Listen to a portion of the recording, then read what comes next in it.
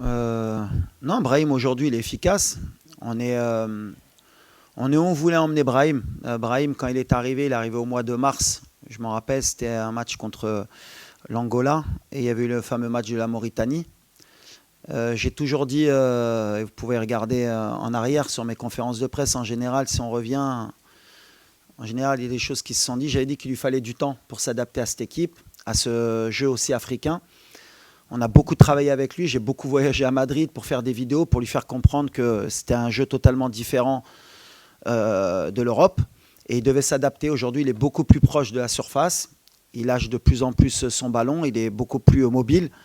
Et naturellement, quand on a ce Brahim, ben, il est efficace. De toute façon, on connaît son jeu, on connaît ses qualités. Il joue au Real de Madrid dans un des plus grands clubs au monde. Donc on sait ce qu'on attend de lui. Maintenant, concernant on va dire la dépendance qu'on aurait par rapport à Brahim, Ayoub Kahabi est à 3 buts aussi.